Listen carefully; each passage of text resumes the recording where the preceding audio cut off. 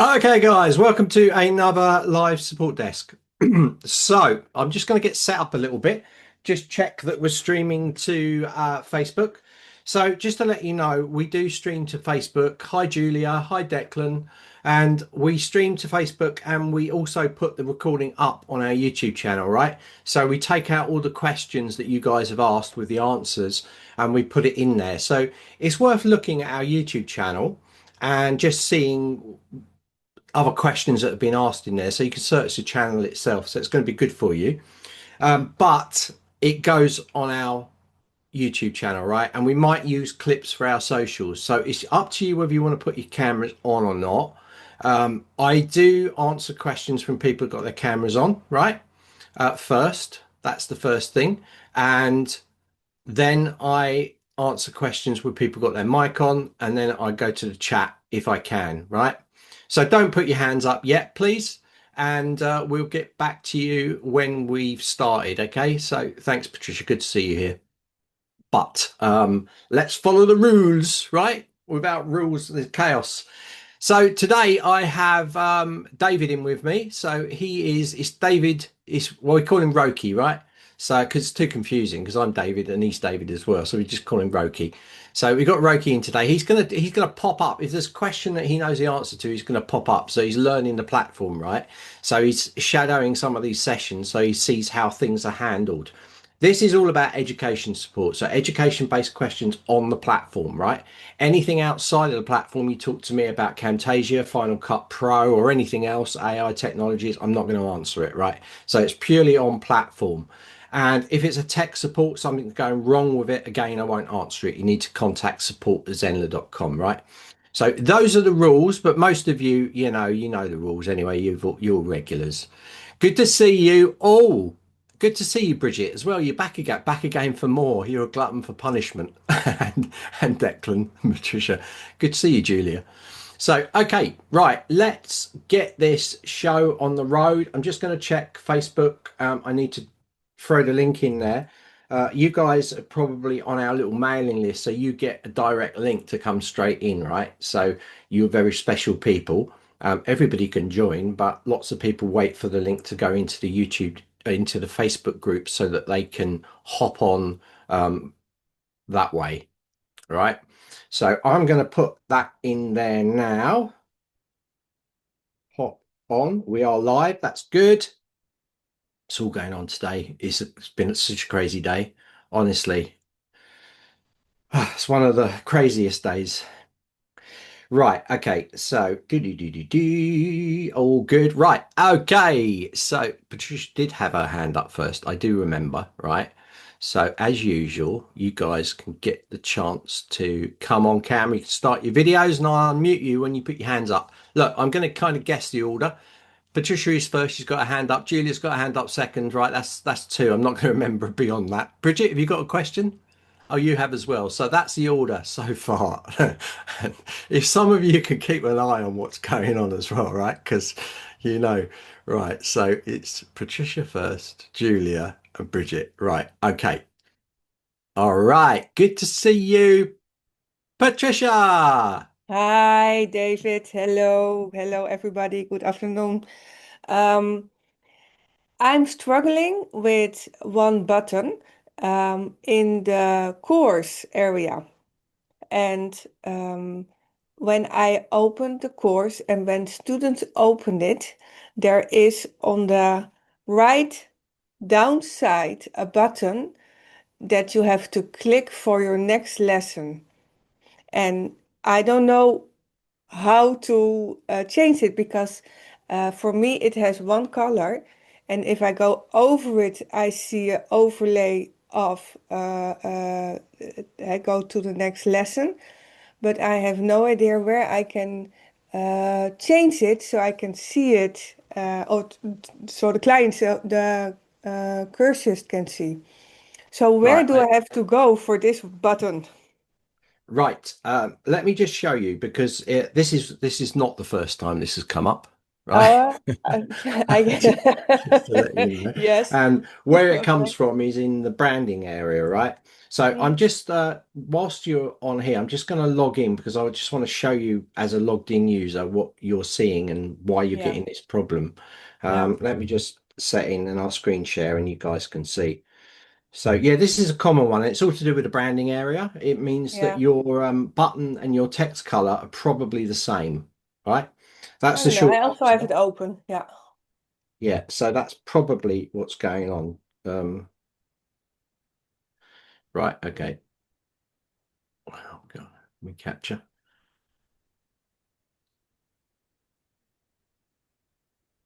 All right, good, good, good, good, good, good, good, good. Right, okay. Let me screen share and then you can see, right? Right. Can you all see that okay? Yeah. Thumbs up. Yeah. Yeah, all good. Right. So this is something I was setting up that's a little bit that I'm going to do a workshop on. Right. Okay. So inside here, you've got this button down the bottom here, and this is the Mm-hmm. one you're talking to. Sometimes people have problems with the top part showing as well. So this button color, Mm-hmm. it's actually fed from the branding part, and you notice that this branding of this site is kind of in this washed purple. So when you select the purple, what the curriculum player does is it actually just does a kind of tone of it to make it lighter so things show up. But let me go into it and then I can show you what's going on. So this is the curriculum player, right? Mm-hmm. Kind of confusing sometimes because it's some people call it like the course area or the player, the course Mm-hmm. player. Yeah. So under branding here, let's scroll down, scroll down. Here we go. Course player family. So you got here course player curriculum. So what you need to do, like if I make my text the same, and actually mine's close to that color, and I make these all the same, then if we look, it's going to do this, right? So if I come into this and refresh it, it's going to be like there's going to be nothing in there. See? Mm-hmm. Yeah. So what you need to do is make it a contrasting color. Now it is a link. So if I made it black and come in there, it's going to be black um, in here. So now if I refresh this, it's going to be black on there. So you basically need to change that color and you'll be sorted. Okay. Yeah, there it Um, is, I, black. I see how you do it. And in my course player curriculum, I already have three different colors. And the link color is already black. So it's not showing up. So it's not solving the problem. I've tried this one. Right. So check your button colors as well. Mm-hmm. Um, Also make sure you haven't used any custom CSS in there that overrides anything. Yeah, if I put this, let me just try something. Mm-hmm. I'm just going to put this to this pinky color, right? This where it says curriculum color here, that's that top part around the outside that you saw. Mm-hmm. So let me go in here now. So it might be pulling the button color in from the button. No, it should be doing it should be going to the correct color. So have you got that black and the text black? No, yeah, it's no, I've got different colors. I've got like gold for the curriculum and black for the link color and the text color white. So these are three totally different colors. Have you have you cleared your cache? Mm, I don't think so because I don't know where that is. Well, you can you did have you tried logging in like I have in incognito mode? Yeah, You have. yes. Let me see. And I cannot go in the course now. Okay. I go again. Oh, then I still end up in admin. Okay, course.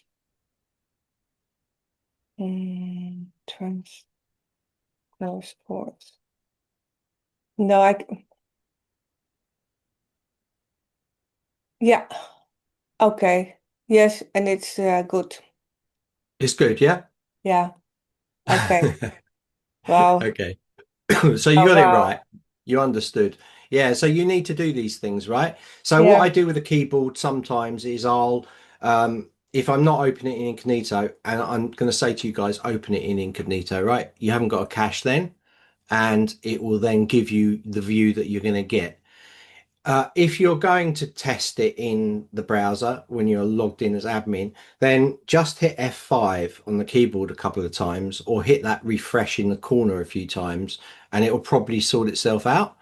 But if you're doing final tests or stage tests, definitely go into incognito as a student, not as admin. Yeah. Yeah. Okay. So it was all Okay. working. It was working Yes. all fine. Yeah. Okay. And there is the other question is that what Sorry, Patricia, one at a time. oh, I'm gonna be sorry. quite strict today Yeah, very good. because Yeah, I will circle back to you, but just let me answer questions going forward, yeah? very good. Thank you for answering this one. That's all right. It's just if it's busy, I want to make sure that everybody's Of on. course. Right. Yes. Lovely. All right, got Julia. Julia next, then Bridget, and then that. Okay, Julia. My question is very simple and straightforward. I'm about to launch an online course and I'm offering a beta discount, 35% of discount. And I'm also offering the option of payment in full or in four installments. So once the student puts the coupon code, the discount will go automatically all at once for the four statements or not? That's just my question. Yeah, if you've got a coupon code and you're giving them that link and you're giving them that discount, then it will be applied. Okay, but it will be automatically. And then every month, the payment will go through their credit card automatically. I don't have to worry about anything, right? No, so have you set it for a billing then? So you said like 3 months at 50% off, let's say. So Four, if yeah. they're up for or four, yeah. So if it's on a membership and they're going through, then whatever you set it, so like four payments, 50% off, then after that finishes, they'll then play the full price. It's pretty much how Zenler works. It's like if we do a 50% discount, then we do it for like 30 days, and the second month it just goes to the proper price. So it'll all work properly. Okay, because I haven't selected membership or anything like that. That's why I wanted to make sure that I have placed the settings properly. Yeah, it is for a membership then, is it? It's for a subscription. Ah, Or is it a one-off what do you call? understand by subscription? It's just an online course that I'm gonna give them lifetime access. Oh, so it's a one-off payment, but you're giving them a Yeah, one-off yeah, payment. So that's an yeah, on-demand course, yeah? You're selling yeah, it one time, it's a yeah, one-time purchase, but yeah. you've got a one-time payment and you've got also a payment plan. So you can say Yeah, for a exactly. thousand pounds, you can do Yeah, 250. yeah, yeah. That's right. Yeah, Yeah, yeah, absolutely fine. Yeah, you can just apply it to that, but apply it to that specific course only, yeah? yeah. Okay. Okay, Yeah. fantastic. Absolutely fine. Yeah, it will just take the money off, and then that's the discount they'll get. If you're doing it on, just to let you know, if you were doing it on a membership plan, you could set it so if they were paying you regularly every month, you could set it like maybe give them the first 2 months for 50% off. So you set it for two billing cycles at 50% off, and then it would give them it for 2 months, and then it would go back to what it is properly. Right, but no, I'm just giving them yeah, it's just one online course. Once they Yeah. get it, they have lifetime access. They just have to pay it once and that's it. Yeah, I'm That's just telling right. you for Okay, yeah, future yeah. if you Okay, think of okay. right. So just so you know later on. Yeah. Okay, yeah, fantastic. Just wanted to make sure that I don't have to cope up with them. That is just sorted automatically and every month the payment will go through their credit card or yeah. Yeah, absolutely. Yeah, Okay, good. wonderful. Thank you. Cheers, Julia. That's a good one. I've got Bridget on. Good to see you, Bridget. Hello, hello. Thank you so much. Yeah, I have a follow-up question to Julia, actually. Apart from my question, it's just when there is this billing cycle, yeah, and they pay this payment plan, is there an automatic withdrawal from their credit card account, or is there something that I need to initiate during these installments? No, no. Once they click, if you've got a plan, I mean, a payment plan is really a subscription, right? Mhm. Really, because it's like, okay, it's four payments and then it stops, but it's kind of a subscription, right? So a subscription just carries on for Okay, for always, right? But no, that's no, you don't have to do anything. So if you go in there, that's why in the pricing you can do lots of different things. Like you can go in there and set an initial fee. You can give people a free trial. But as far as the coupons are concerned, all it does is deduct from the payments. okay. Yeah, and it just does it automatically. So it tells Stripe or PayPal that's what they've agreed to. That's what they're paying. So they're paying this. The system goes, yep, that's what they're going to pay, and then it just carries on. So there's nothing you have to do your end. You don't need to turn it off because when it's finished, it's expired. Okay, uh, I understand. Thank you, Julia, for asking that question. So my original question was also one simple question. I have another freebie free download set up, and suddenly, and I put it in the chat, I get people on my email list that have downloaded this brand building guide, I call it, and they have like normal names in their email addresses, but the name that appears is something like this. And I got like five different new email addresses that are something like that. And I don't know what to do with it because it seems like there is something weird about it. It's not a real name. Yeah, it's very. I mean, how are you delivering your free? Is it a marketing funnel? Yes, it is a marketing funnel. Oh, And good. All I right. have used the pop-up. Yeah, that's all right. No, I just wanted to make sure what level they'd got in at. Yeah. Um, right. So one thing is people will test things. They will see if they can get. Are you delivering the freebie via email or in the thank you page? In the thank you page. Ah, problem. Um, I always tell people deliver the freebie in the email, right? Because people can use fake email addresses. So if I put whatever you like at whateveryouLike.com and I just put any old name, ZZHH, I can go through and I'll get through to your thank you page because it's a legitimate email, right? And then I can just pick up your freebie. Whereas I tell people, put your freebies, please, guys, put your freebies in an automated email.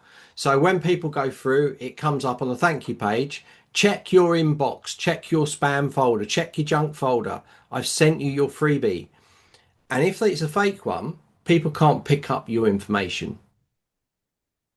Yeah? Okay, so I just delete the download button in the thank you, or is it? Yeah. I'm And upload. Let me, all right, let sorry. me, no, no, it's useful. It's good information.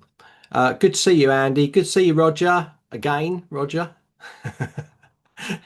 He's everywhere. Right. Look, can you see this? Yeah. Right. Okay. So, what I do is my freebie, if I've got my freebie, I'm going to go to site, I'm going to go to media library, and then I'm going to upload my PDF or Yeah. whatever in there. That's fine. Let me just search for a PDF so I can show you the next stage. Right, so I've got a little Mhm. course creators tip there. So once it's uploaded, all I'm going to do is click in this share file icon. Yes, I Click do it. that always. Right, Okay. and put anyone with a link can download. Mm-hmm. So then I can grab that URL. I've copied it, head back over to your marketing funnel, and in the email, the automated email that goes out here, we can then drop that link in. You can see I've done it already, right? So I'll just select something in the text, go link, insert it in there, and there you go. That's now going to link to that. So that means that once I've saved that, I can then go into the funnel steps. And on that thank you page, you're not going to see it on here because I never, ever, ever use the freebie thing. I don't like it in there. I've mentioned this before. It's my preference to not have that in there, but it comes up. It makes you almost think that you need to put a PDF in there or something, but it's very unsecure. So you'll see this is my thank you page. It just Okay. says there's nothing there. It just says next, open your email, download your guide, start implementing these money saving techniques. Yeah. You can put in there, check your spam folder.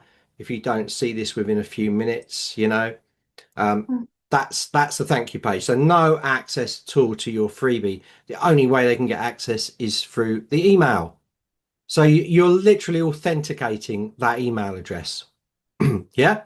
Now, if you get a load of people coming to your site and they've got funny URLs, you you sometimes you've got to sort of guess really, but if you've got really weird URLs going on, then they might be real. That's the problem.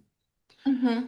They're not because you've got them in as leads, they're not hurting you, and Mm-hmm. this is why I say to people, right, don't do free courses. And I'll tell you why, because if you do a free course, people will sign up and they haven't got to put card details in there and they come in as students.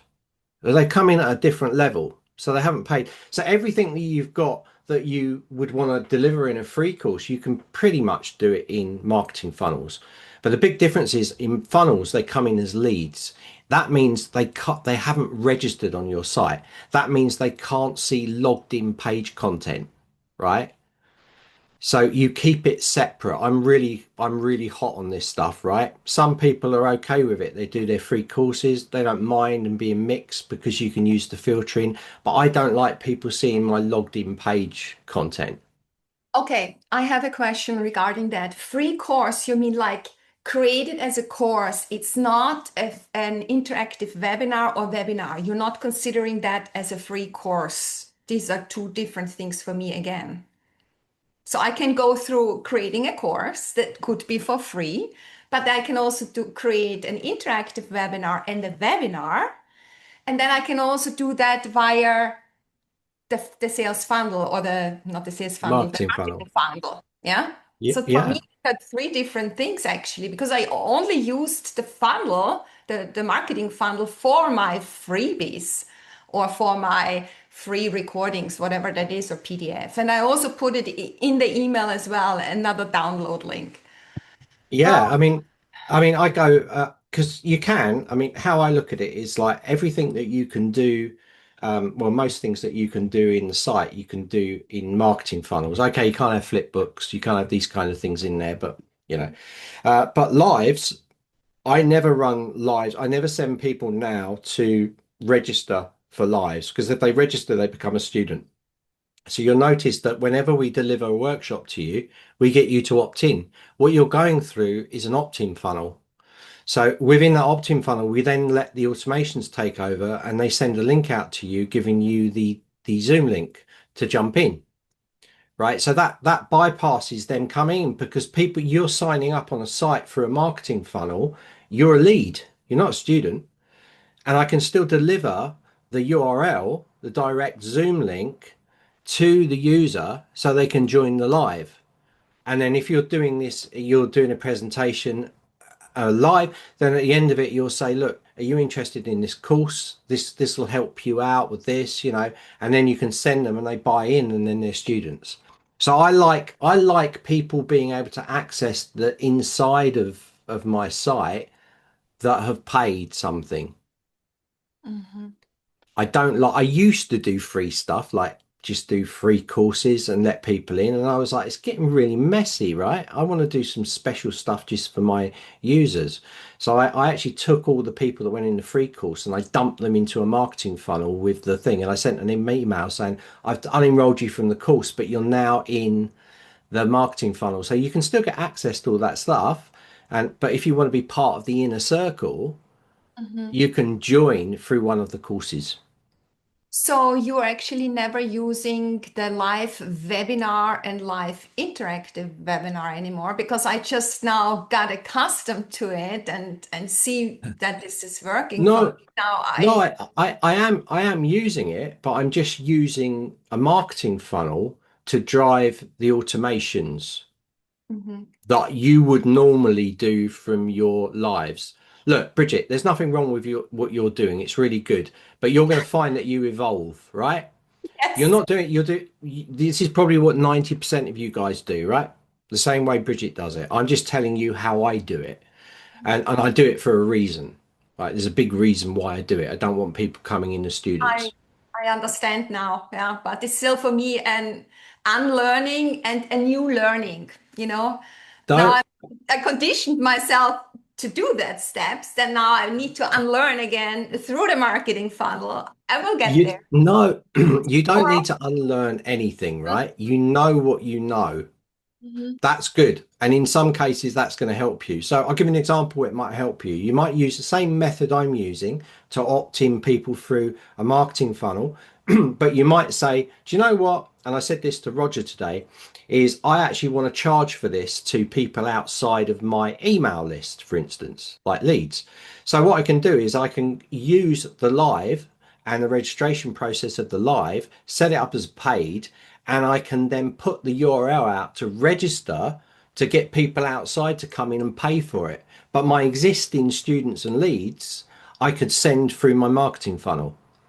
So it gives you that adaptability. So you're not unlearning anything, Bridget. You're just adapting and understanding how the system works, right? And sometimes it's hard because I know so much about the system and different ways to do it. I'm like, which approach do I take? Because I've got too many options. So sometimes it's best just to have one option and be happy with that, right? Okay, but now this strange email addresses with the strange numbers I put in the chat or letters, it's not a threat to me that I'm kind of under attack or something like that. Okay, Andy No, is they're taking in his there. head already. No, they're in there as leads, but what I would advise you to do is check bounces. So if you go into any of your emails, if you're sending a broadcast to any of those people, right, send it out to all of them. Just check, just do, on the first two, just check the bounces to see if it's these people, the same funny email addresses are popping up. If they are, delete them out. They're leads, right? You can't Yeah, delete out students because, well, you can, but you have to unenroll them. But exactly. generally, students have bought from you, right? You don't want to, they've taken that next level. But if you've got them in as leads, it's a good thing, Bridget. Okay, so then I just delete them and then they're off the chart. If Thank you so if much. they've bounced, if Yeah, they've I know. bounced, Yeah, yeah. right? This is a great way to check back. So wonderful. I got that. And so much more to learn. Thank you. It's good. Good to see you, Bridget. I've got Bryn here. I think I've got Bryn, Zoe, and then no. Oh no, so I've got Andy next. Sorry, Andy. I know you had your hand up. Hi, Bryn. Hi, long time no see. Hello. Nice that you're doing these. It's Um, good. Good to see you. Good to see you too. Yeah, I put a couple questions. Uh, okay. What I wanted to see is how do I put a header image into, I want to make an email template for email broadcasts. How'd you put, have you checked out designing stuff with the email broadcast, the email designer? Can you pop me the link for that? Mm-hmm. Great. Because it basically goes over there. It's pretty easy, it's just blocks. So can find the video. Email designer and templates. That's a good one. Right, let me grab that link. Because I want to create my own template that I use. Yeah, that's what I do. So that's the link there. That's going to help you. Oh, great. Just quickly, I'm just going to quickly show like 2 minutes, Andy, and I'll be with you, right? So let me just flick over to here. So I've got email broadcasts here. So if you're creating a email, let's call it Brin. Oh, got it wrong. Anyway, Okay. let's go. Let's go create. Right. So inside here, we're going to select our contact list and go through that usual route. This is the email designer, right? So if you do this, it's starting from scratch, but you can pick these ready-made ones up to get you started. So I'm going to go from start here, start from scratch, and we'll just go to next, and it will create these blocks. So it keeps this stuff at the bottom, but if you wanted to put a image in the top here, you might click the plus, and then it's going to open up different options. Ah, So obviously the one that you pick is going to be image there, but you might want a heading and a text. You might want an image and then text underneath it. You can build. So you build that in there, you're going to get this, right? So then you're going to go and you're going to change that image. So you select it like that, and then you go image, and then you go and choose that image. So okay. I've got some frames here that I did for a thing. So if you just put that in there, you're going to see that that will update inside there. And that's it. Oh, great. So if I want to put text underneath that, you can select a block at the top and then you can click the plus here, and that allows you to drop text underneath it like that. Okay. Oh, And all of these have got little settings. So you could set a margin around this of 2020 and it'll knock it in there. And this always confuses people, right? But this I refers to a just watched clock. the thing on that part. How do Right. I make it so there's no margin? It's just like the whole email. You put 0? You can put 0 in there. Okay. Yeah. But that's not a good idea because Oh, no? if your base color's a different color, it's just so tight. There's no breathe when you're Yeah, doing I'm any not sort of putting a base design, color. you need some breathing room around it, right? So with that, it's too tight because, like I was saying, these 4 digits refer to like a clock. This is the same for padding as well. Remember, padding's inside a box, Oh, and margins are outside a box, right? So with this, for instance, this is top part of the clock. So if I was to put 100 in here, it's going to knock it down 100. Do you see that? mm-hmm. Knocked it down 100. It's the top part of the clock. So at 12 o'clock is the first number. Quarter past is obviously on the right hand side. Yeah. So if I put that on here, it's going to knock it in on the right. And the same for this. This is going to be the bottom. So if you've got another block here, it will knock this block down. And finally, left is going to be there. So if I want 50 that side, it's going to push it across 50 there. Yeah. Oh, okay. That's margins. The same thing works for padding. So you're going to see this in Page Builder, right? Inside your Page Builder, when you're building blocks, you'll see those numbers in there, and you can put those numbers. That's what it relates to, like Hmm, the clock. So top, then quarter past, half past, and quarter to gives you that spacing in there. great. Yeah, but that's how you put an image. Nice and Thank easy. you. Perfect. Yeah. Also remember on the image, you can go to settings and on the image there, once you click it, you can go to settings and you normally put an alt tag in there. So Oh, yeah, and you can put a link as well. So you could put a link in there going somewhere. So you can put links and alt tags. When you're putting images into your templates, guys, make sure that you're putting alt text in there. It's just if people haven't got images displaying, a lot of people haven't, then it gives them what the image is about. So normally be descriptive with the image, especially with infographics and things, because you might want to say a chart of the last stats on something. oh, good. Yeah. And then Yeah. you go through that, you save it, you get to the end. Once you've got this looking beautiful, you got to put something in here. Oh, the other question is how do you get the dear first name into the text? Really easy, right? So put the cursor in the text, go to variables, and then pick it from here. I didn't even see that.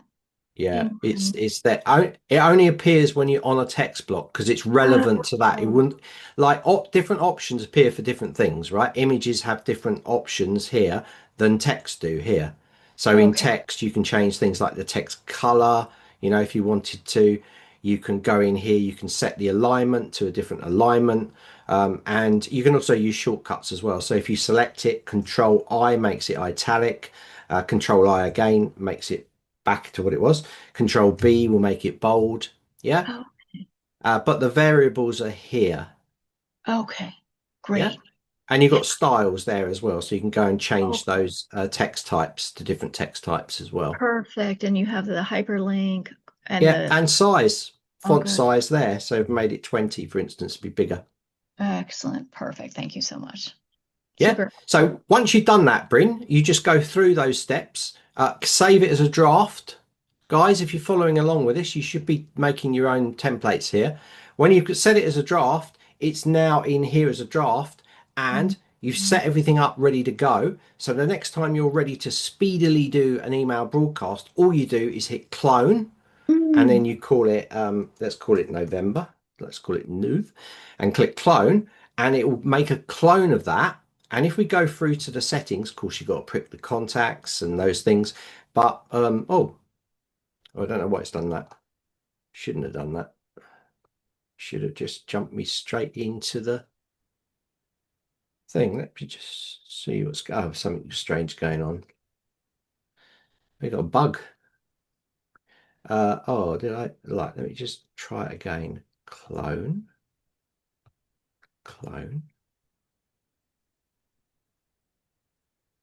That should there we go.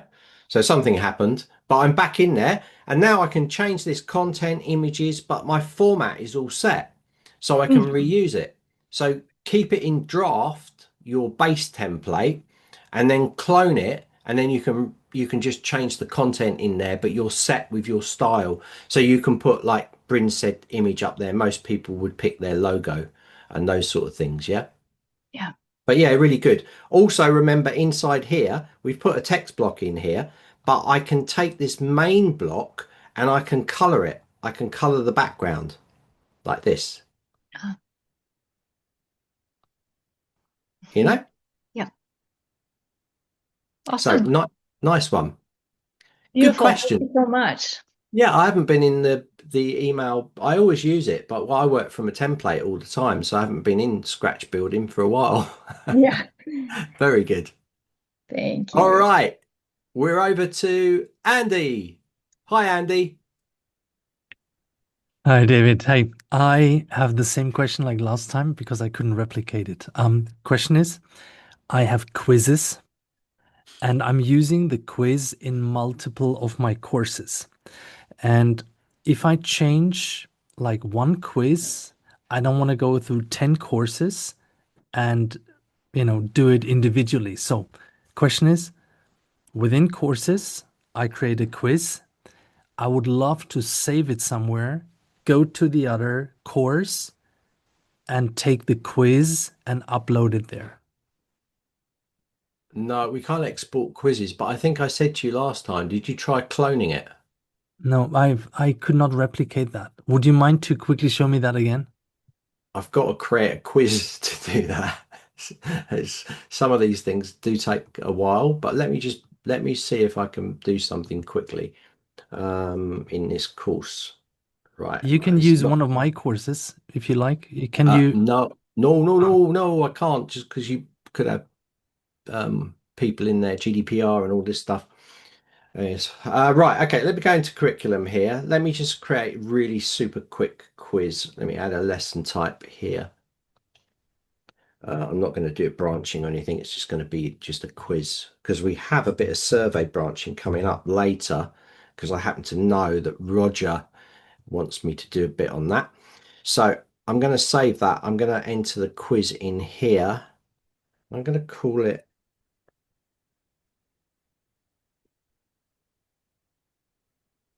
test grid. I'm not going to grade it. Just going to click add.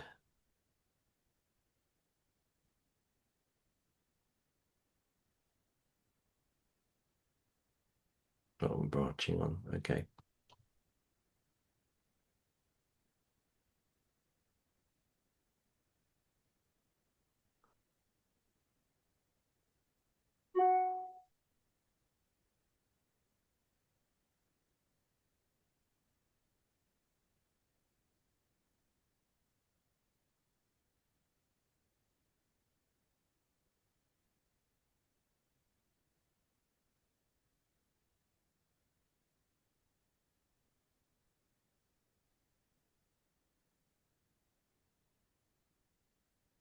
Okay.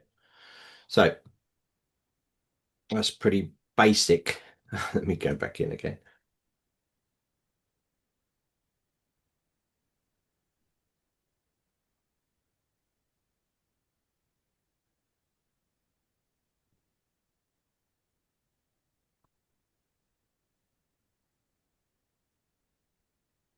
Okay, so that's my quiz.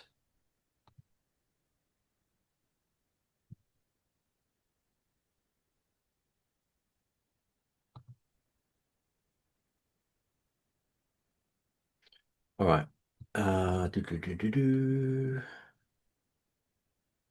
Now you would need to create a new course, right? And then import it from there, no?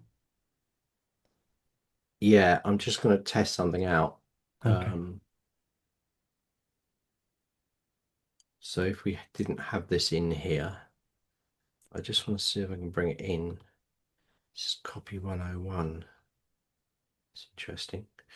Right. Okay. I mean, Let's like I'm using the function like cloning a course, right? So I'm running the same course and I just massage the dates, etc. Right? So that's pretty easy. I have my let's say my raw material and then I customize it.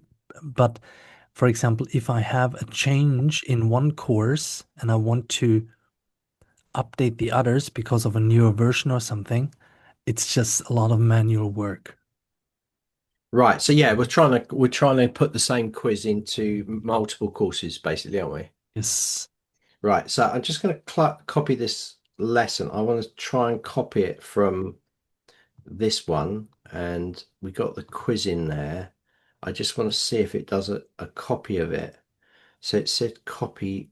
That tells me that it's duplicated it. Okay. Yeah. So I don't think it's definitely duplicated it. Let me just test something out. All right, I'm pretty sure it's duplicated, so I'm going to put. Yeah. Looks like.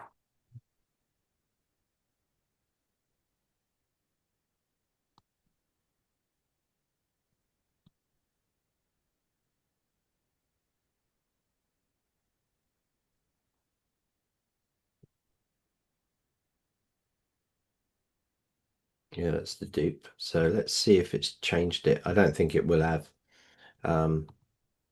Be honest, I think it's created a copy of it. So this should say true and false. So as far as adding it in there. Yeah, that says test quiz. It's created to do the copy of it. Which is not. Yeah, true or false. So it's created a copy, so it doesn't, you can't use it. You can't use the same one in multiple places.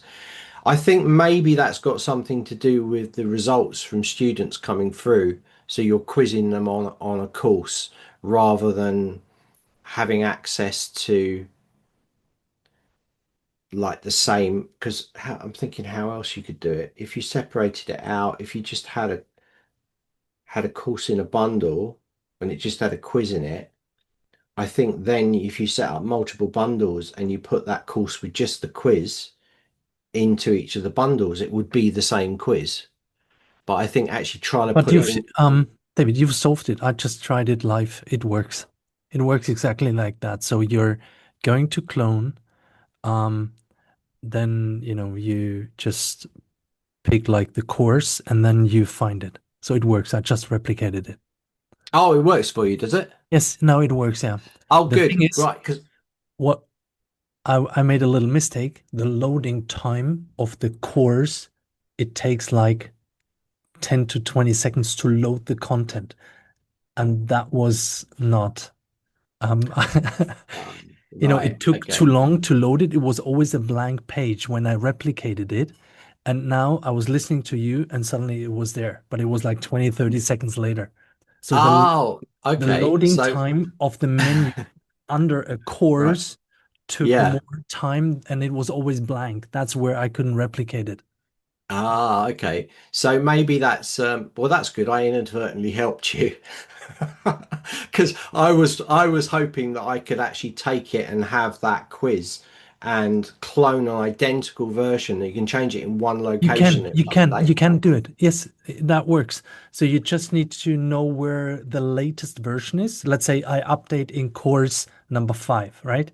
Then I need to log in to course number 5, go to the quiz, and then bring it to all the other ones. That works.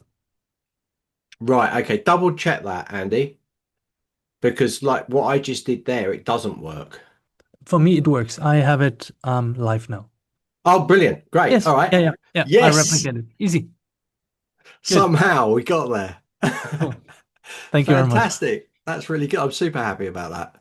Right. I think we got Zoe and we got Sarah. I'm not sure who was first, right? Who thinks it was Sarah who was first?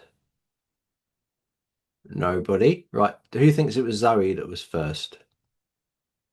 Nobody. Right. Okay. All right. I'm going to go to Zoe quickly. Hi, Zoe. Hiya, David. Really quick one for you anyway, so no time at all. I haven't received anything from Kevin yet. I just wanted to check that I didn't fluff your email in sending you my email links to send to Kevin. Oh, no. What was that to do with? Sorry. That was to do with Kevin knew some people that did the TNCs on the site, and he was going to send me a link. And he didn't want to open his email box, so you said to send the email to you. I know you had a really busy day the day after, and he wasn't particularly well because he had a cough. So I totally don't mind if it's gone a little awry that way, because I know you guys were up to your eyeballs, bless you. Right. Like, yeah, But I just wanted to check that I hadn't fluffed your email. Can you do me a favor? Can you send it to me and Kevin? Yeah, I can do. Do you want to drop Kevin's email in the chat? It's just Kevin at Zenler.com. Oh, it is. I'm just in the meantime, okay. I'm just having a look through my email address for Kevin. Oh no, I've got it. I'm going to forward it on. You got it? Yeah, I'll put it in Teams for Kevin to look at. I'll do that. Awesome. I'll do that now. I've got it open. I will do that, Zoe. I promise you. Thank you, David. No worries. See you later. Thank you very much. All right, we've got Sarah. Hi, Sarah. Thanks for waiting. Oh, hi. Sorry. I'm probably going to get joined by 2 dogs any second now. It was a real quick one linked to what you were talking about earlier about the webinars. Because I've just set one up. So I used the webinar template when I set it up, but you're saying that we can just do it through a normal marketing funnel to get people to register. Right. Exception here is the webinars. Interactive webinars, one-to-one bookings, you can do this. Right. So if it's a true webinar, in fact, I think with the true webinars, if we can grab a direct Zoom link, then yeah, there is a direct join link. Oh, okay. In that case, yeah, you can do that through a marketing funnel as well. Okay, I tried to ask this in the group, but I worded it badly and it got rejected. So I think basically that's what I've done. So I've got 2 separate registrations going. I've got one lot that they're registering through the funnel that comes with setting up the webinar. Then I set up a separate one to register through a marketing funnel. And then I've got my email set up to send them the join link and all of the other relevant okay pages. Do you know what we ran a workshop called Workshop on Workshops and it showed how we run our workshops, right? So, and in there I show how we set up exactly what we're talking about. So I think it's going to be handy for me to put that into the chat. I think that'll help Bridget and Julia as well. So let me it's only because I'm bringing in some organic traffic and then some from Facebook ads, and I needed to go through separate registrations so that I can tag them separately. But I've done that now, but it sounds like I've done that the correct way, and that hopefully it'll all work when I come to do it all on next week. Yeah, I think it. Let me I'm just having a look. trying to find. We got so many workshops that we need to get across onto the tutorial site. It's crazy, right? Yeah, Um, I tried to have a quick look, but it was like, and I feel like because I've got the complete guide to Zen and stuff, but I feel like I'm not sure how up to date some of that's going to be, and if stuff's changed since some of it th was loaded. these are kind of bespoke workshops Mm. that have been put together for specific things. Like the complete guide to Zenler tells you how to use the platform, right? It doesn't Yeah, tell you workarounds on things and those sort of things, because otherwise you could be going down a rabbit hole with that stuff. That's why we do these bespoke workshops, because then it's easier for people to follow. So I'm just trying to find that workshop because it's a good one, I think. I ran it. So take it as you want. Right. Oh, here we go. We've got a workshop on workshops. Right. So I need to check the automations are working. Do you know what? It's quite an old one. I need to move it across. I'm going to give you guys a direct link into it. So you don't have to register even, but keep it to yourselves. Right. That's why it's better to be here live. Right. Just plug in the live thing. Right. It finished a while ago. I've got the replay link. Right. Here it is. Right. So if you're interested on how we run our workshops and we run our live events through a marketing funnel, this is the course that you want to look at. Bookmark that page. That will show you what we do. So it was done a while ago, but it's still current to what we work with. And this is it here, the replay. So I'm talking in here and it goes through everything that we do to get this running with lives. And I even show about creating stuff in there as well. Oh, look, if we made you happy, review us. It was a while ago, that was. I didn't have any grey in my hair when I did that. It's you guys are giving me grey hair. All right. So who have we got now? Oh, we've got Sarah. Sarah's on there. Oh, look at that. It's cute. hey, it's the easiest way to keep him quiet whilst I ask my questions. But yeah, What's that we his go. That name? was it. That's perfect. Ripley. Ripley. Uh, yeah. Ripley doesn't listen to me. Oh, I've got an earpiece in, so he can't hear you. Oh, well, that's why. Dogs Yeah. have good hearing. Yeah. No. I've got Yeah. another So, one as well that's down there trying to help as well, but he won't come up. oh, So. right. Yeah. So Sarah, is that going to help? That's going to help you, isn't it? Have a look through Yeah, that. yeah. I think I'd worked that much out, and so yeah, the registrations are rolling in. I've got another week of registration, so hopefully everybody will be able to access it on the day. That's the main thing. So Brilliant. Well um, done, Sarah. Brilliant one. yeah, and then I might just have to work out where I put the replay. That'll happen because if they've not registered through the webinar page, then yes, so I'll need to create a replay page on the in the funnel, but that's fine. I can do that. Yeah, absolutely. Again, we do that as well. And you can really Yeah. you can go crazy with this stuff inside marketing funnels as well, because it gives you freedom to do loads of stuff. So you could send people even you don't have to put the replay up twice, right? You can send the automation Oh yeah, no, I from will do. Yeah, register. no. Yeah, I did yeah, oh good. exactly the same. I did a challenge last month. I had two separate funnels, one for organic, one for ads, but everything within the organic one, it was just they registered through the ads one Yeah. for one lot, just so that I could tag them and separate them that way. But yeah, once they got through their first bit, then yeah, they went into the one funnel. So yeah. Yeah, good. Well done, Sarah. Yeah, you're well up on these Cool. things. Brilliant. Cool. Okay, Thank you very much. lovely. And Roger, did you want to say something?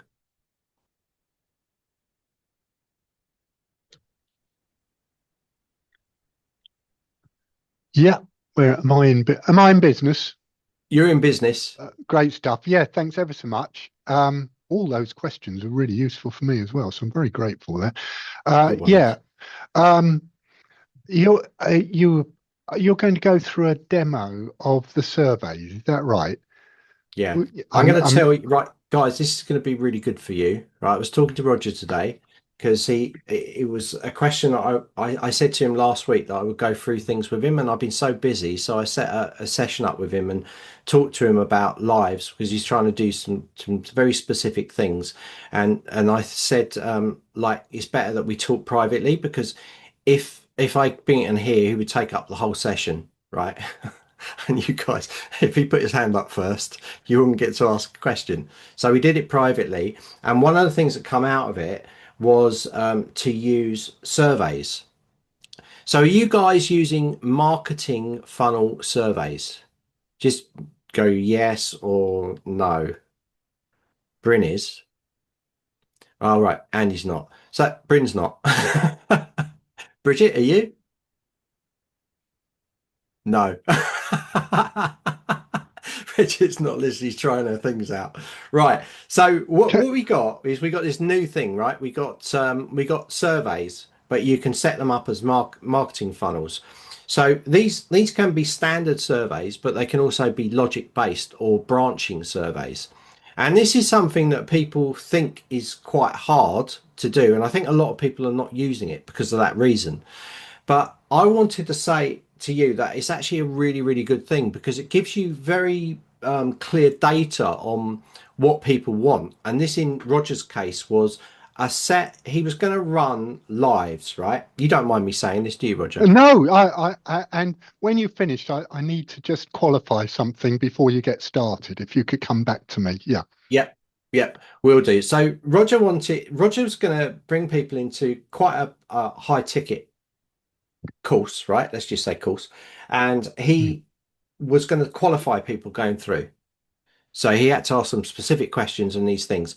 And he was going to do an hour for everybody coming in. So we were finding ways that we could do that in the system because we wanted to stay inside the system, not use Calendly, any of these things. And we finally came to the conclusion, right, that it's going to be quite hard to do that because certain things weren't working. I actually pulled out a lot of things that I need to talk to Dev about, right, to make it better for as far as the calendar side's concerned, but it is the first iteration. So then I turned around to Roger and I said, well, why, the amount of time you're spending, like an hour with each person that's coming in there, are you asking them a specific set of questions, to qualify them coming through? And he said, yeah, I kind of am. So I was like, well, why don't we automate this? Why don't we turn this into a survey? And if they're taking a survey, you're going to get those questions. So he was going to run 2 lives with them. But now if he uses this method, he'll only have to do 1. And it's no time on him now. And he can have multiple people coming through at the same time. So you can have 1,000 people coming through. Like if he had 1,000 people come into his course and he's got to do 1,000 hours of live, right? That's a big time investment, isn't it? Before, that's cutting into his money that he's making from the high ticket course. It's cutting in. So we're trying to find ways to automate it. So this way he could have 1,000 people simultaneously come in and do the survey all separately, record all their results and download a big report of it. And then use AI to just put it all together. And even use AI to pull out the data people have given and do bespoke emails to them, right? So this is a massive thing. If this works for Roger, this is going to be a massive time saver for him. So that's the background. So what did you want to ask, Roger? Okay, no, thanks ever so much for that. So I'm going to have to give you an example just so that I'm absolutely clear. So we talked about what the one-to-one live was about. So the idea is that the student would pick a business critical problem in their business, let's say for their employer, which if resolved releases enormous value. And what they're going to do is they're going to build a value breakthrough program to fix it, to actually deal with the problem. And by doing that, they're going to do it in with authority from and support from the C-suite, so that when they finished, they get recognition. That's the cunning plan. So the survey, if I'm using the right term here, an example of the first question that I'd ask on the survey, which, as I declared to you, at the moment is in a Mickey Mouse spreadsheet, which I have to send them as a PDF. In fact, I don't even do that. It's on a Word document. So it is Mickey Mouse. Would be what problem that, if resolved, would release extraordinary value to stakeholders. And then here's the point I'm making. They need to answer that question. So it's not like a quiz where it's just have you got a problem that you can solve? Yes or no. That's no good. It's what problem, and then the branching could be used. I suspect it's going to be used to drill down into more specific questions. That's probably how I'd use it. So if I've made sense, that's all I needed to say, that they do need to answer the questions that I ask in the survey so that I can qualify that they've understood the question and that what they're coming back with is going to work. Right. Okay. So you might not need a branching survey. I might not need a branching survey. It might be just a set of sequential questions. Yeah, in the survey. So, so I want to show you branching surveys because it's like you might decide to do this. But what I do think that you should do is have a little plan of what you're going to do, right? Because surveys can get really complicated. So inside here, well, branching surveys can. So in here, we've got a problem to resolve, right? So this is just a standard. You're going to use a text field for them to fill out their options in here. But if I want to go down the branching route, because at the moment it's a problem to resolve, and then you've got the next question there, and then they can put the next question. It's linear, right? What we're looking at here is linear, really. But if we were to ask them this question, like, do you like cats or dogs? Right now, that is perfect for a start in the sequence, right? Because they answer down here dogs, and they have that there, and then from here we also have another one coming up, which would be the cats, you know. So we're branching this off in different routes based on their decision. Then you can go from it from there. Like, what color do you like, cat? You know, what color do you like? Do you like white, black, brown, you know? And that's how the branching works. So what I always say to people is you might not need branching, Roger, right? That's one thing. Which you can do linear questions really easy. You just saw me set up a linear quiz actually for Andy, right? I just said true or false, then I could lead on to the next question. So it could actually even be done with quizzes, but quizzes are more like click and answer. So we want some responses. Surveys are good for that. So you got to decide, do you want it linear? Do you want it branching? Is there a certain point in time where it will branch?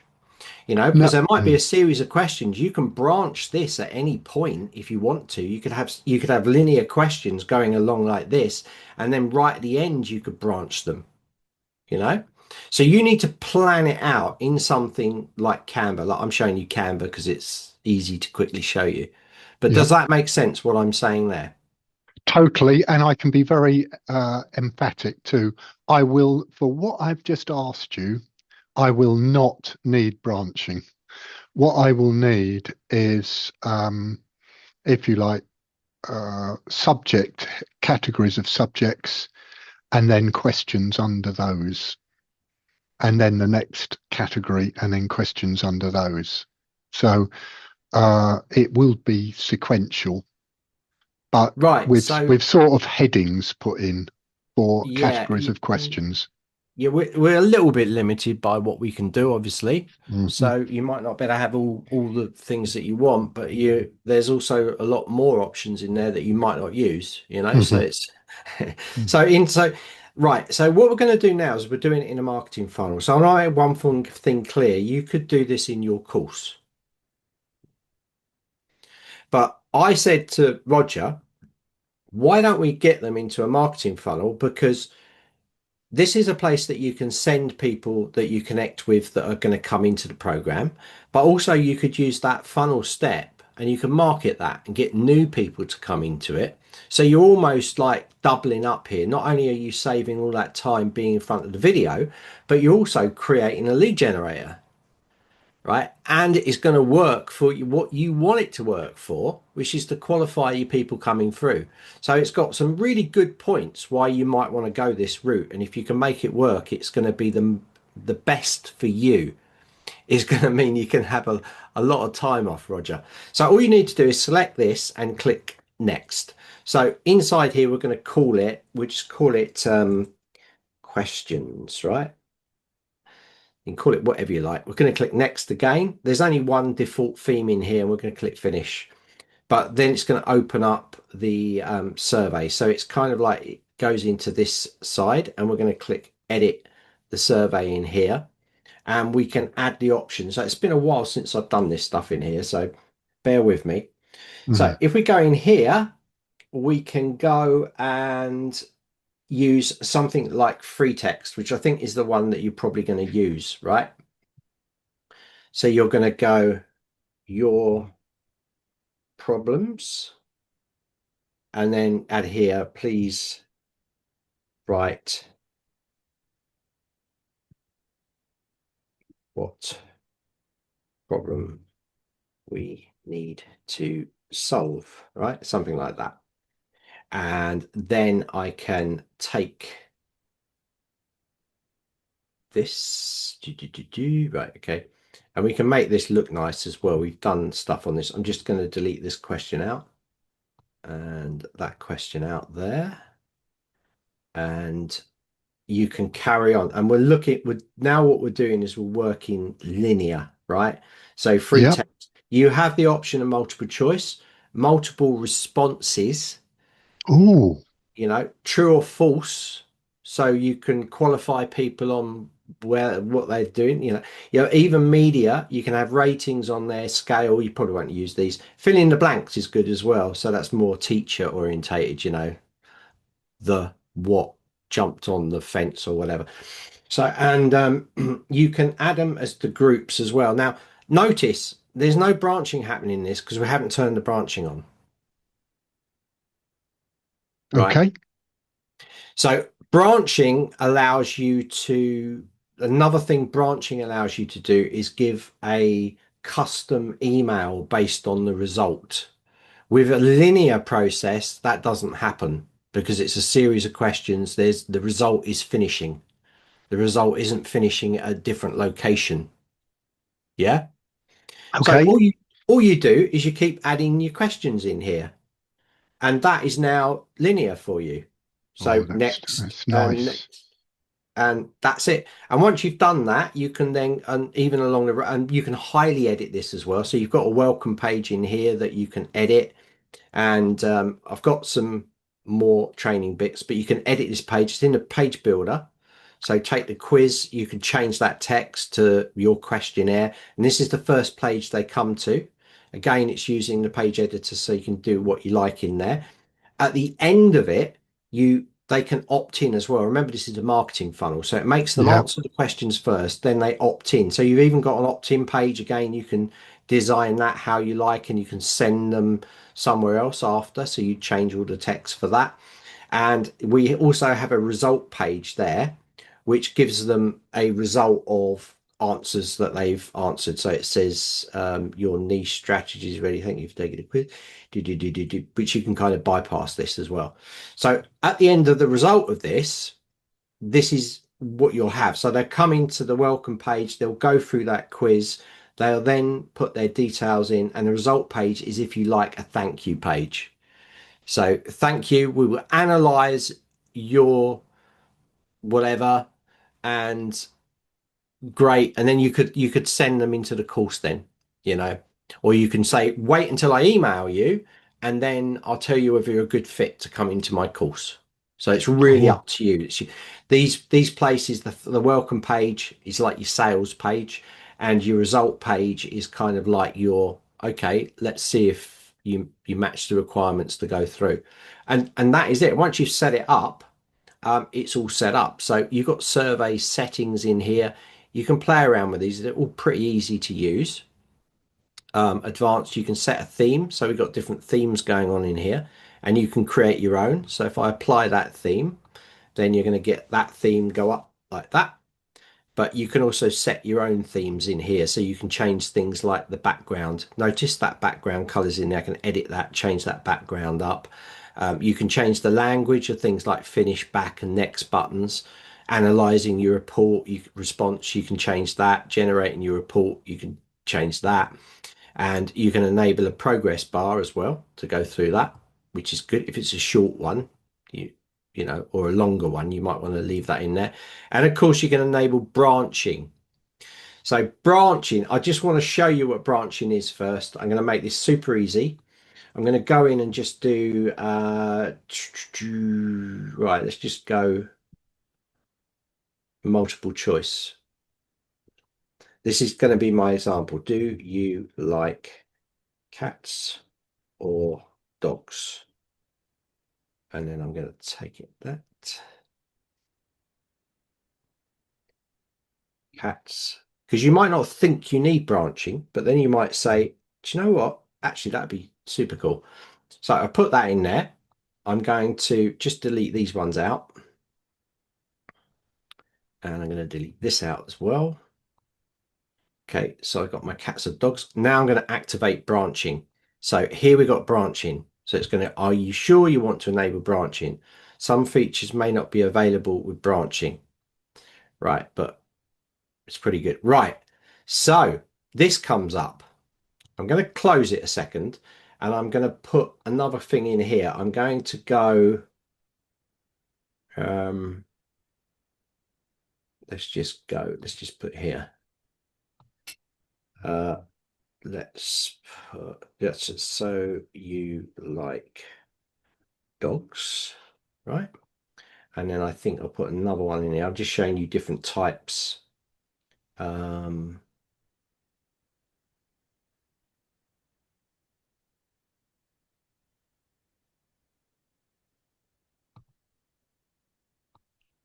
So you like cats.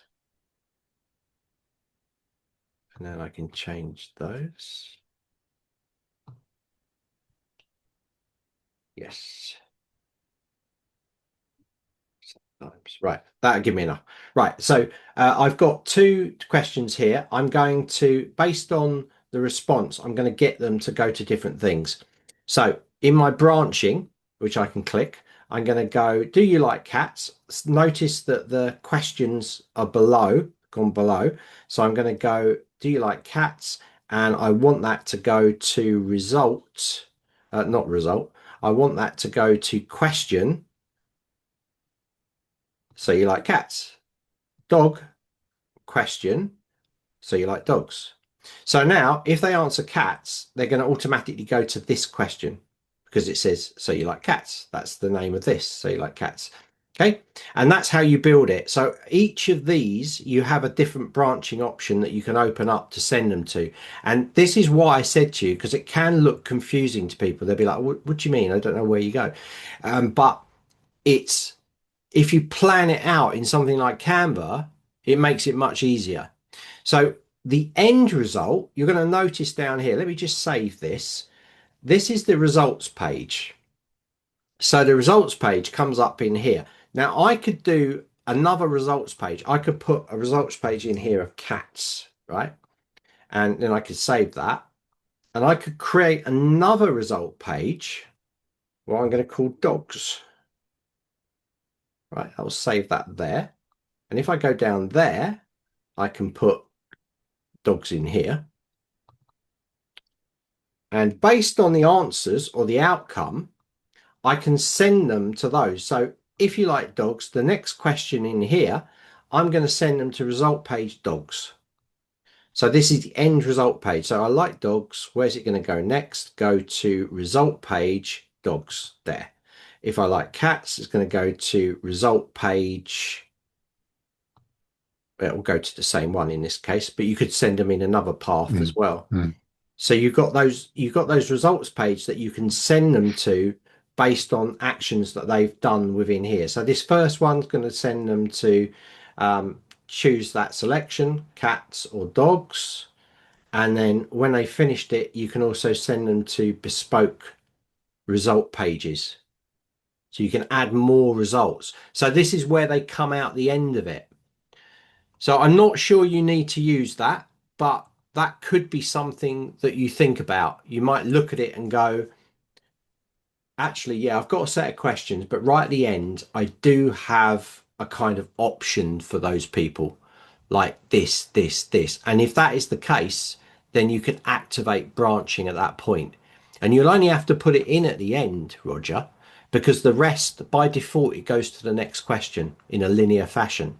So you've only got to branch it where you need that branching. That's brilliant. Well, on the face of it, it looks absolutely perfect. I would just stick to linear for the moment to get it to get my head around it. Two quick questions then. Where the answers come back specific to the particular person who's answered them, where does that end up so that I can look at their and qualify their thing? That's the first question. And secondly, which relates to it or relates to the structure, you've got something called groups. Does that imply?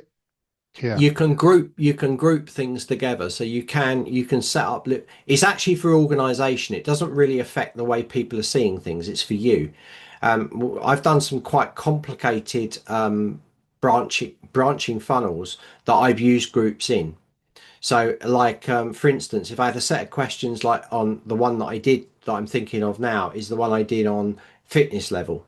So Jim, where are you? And then I had a group for female and a group for male. So inside of that female, there was a set of questions specifically tailored towards exercise and fitness and toning for women.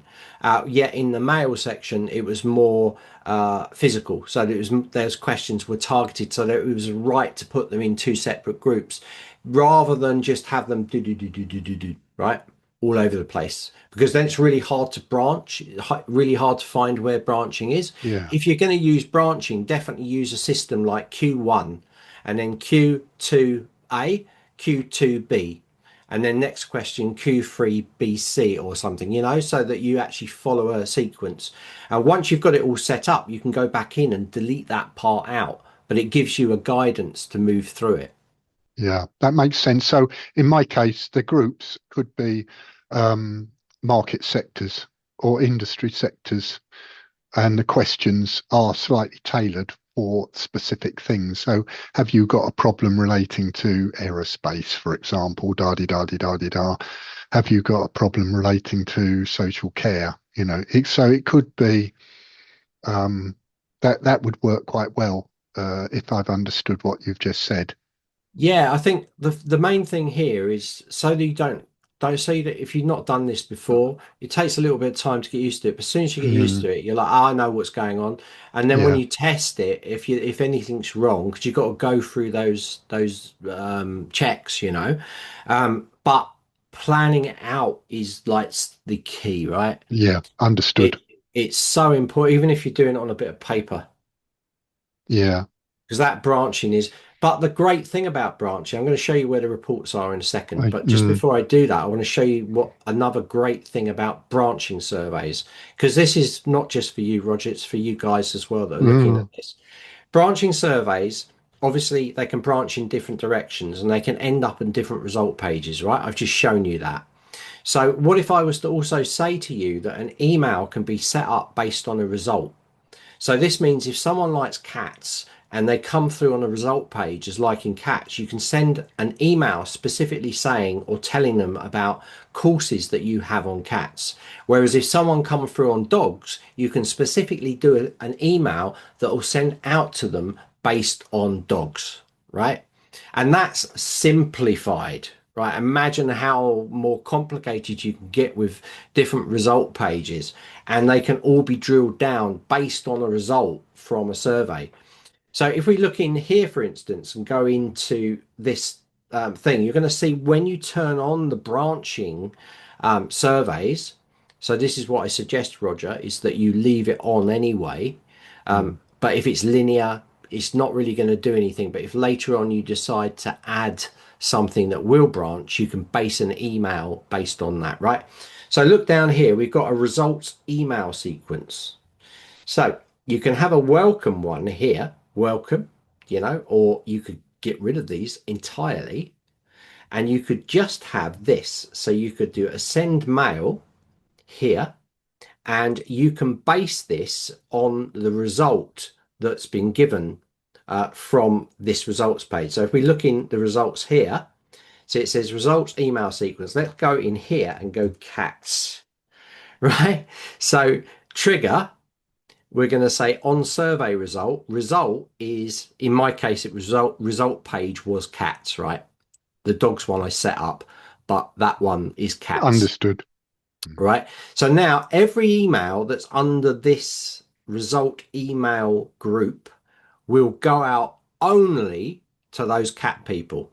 So if I save that, you're going to see that any emails I set up inside here will go to cats. So if I want to do one for dogs now, I'm going to go add rule on survey result. This is what's going to come up. It says untitled. I'm going to put dog. And then on here, the survey result is dogs. And I click save.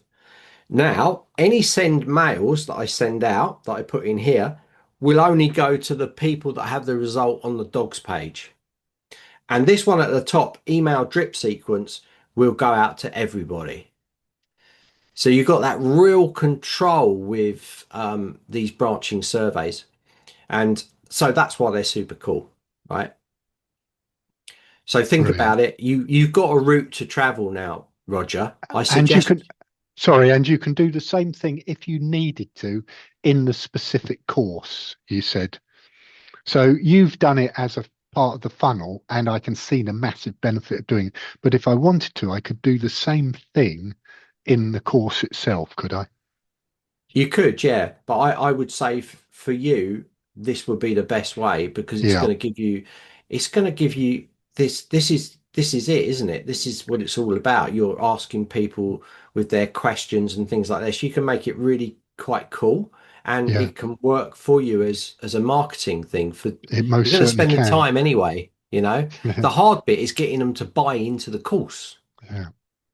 So this stuff is like, oh, right, he's asking me what my problems are and what I'm going to solve, And remember that end page that you've got, that result page, that could be a video in there. You could put a video saying, or even at the beginning, even at the very beginning, the welcome page, put a video, explain what you're doing. So explain, like, I'm qualifying you guys to come into this. You need to answer these questions so I can tailor it specifically for you. And you've told them. And then when they go through it, at the end of it, when they come out the other end into results page, you can do a video saying, thank you, I'm now going to analyze your results. You're going to get an email from me with an invite to come into the course. I like that. That's really good. So you're creating a kind of almost an onboarding sequence without people even realizing it. No money taken at this point until they come into that part. So it's very frictionless. It's not like sending them, like saying, look, I've got a course, I can help you with this. They come in, pay £1,000, and then they get in there, and then they've got to fill a survey out, which they'll be happy to do, but they'll be like, £1,000. So what am I doing? How is it going to solve? Whereas if you've got this, you're already asking and you're already telling them what's going to happen. It's brilliant. Absolutely brilliant. Yeah. I can't wait to see what you produce, Roger. Well, I'll share it with you when I've done it. I'd like your opinion, but that's spectacularly helpful. And sorry, I'm interrupting you. Where does it end up so that I can then go in and view these things? Where does it end? So how to edit what you've already done? It's really easy, right? Because if we're saying we're doing it from marketing funnels, you can come into your marketing funnel. So because you're not going to do it in one go, you're just quite involved. You've got to think about it. Here it is. Here, this is the one we set up. So you've only got to set it up. You come in here. You're going to then go. You're going to have survey come up, and all you're going to do is you're just going to hit edit survey, and you're going to go back into here again. Yeah. And when they've, sorry, I asked the wrong question. When they've, because you've just shown us that, when they have finished, they've completed it. Let's say that they go through the thank you page and you've explained to them what's going to happen. Where do I go to see what they've filled up? Ah, yes. Yeah, great. That's what we were going to talk about, wasn't it? So, right. Yeah, it's one of the most important parts because without that, you don't know where to get the results, do you? So, really, really simple. And you might think it will be in courses, and you might think it would be in marketing funnels, but it's not, right? So it's a valid question. For any reports that you're producing out, if they're assignments, quizzes, surveys, you're going to go to your account here. Sorry, you're going to go to reports here. Click reports, and what you're going to see is quizzes and surveys. You're going to click that and you're going to see your quizzes and surveys. I haven't filled any out yet. You see, I've got one survey, I've got 2 quizzes, and I can go in here. This is funnels, so this will be the funnel one, and then I can basically run a report on the funnels. So you can run when you. I've got that's the one I got. So I've got if I've got multiple of these. I could select them all, or I could select one, and I click run report, and it will give me a report on what's going on, the attendees, the completed. Then you can drill down deeper into this. Notice here, export CSV file, even at this stage, right? I can drill down deeper by clicking here, and then nobody's done anything, and it's going to give me this full list of stuff, right? And I can export that as well.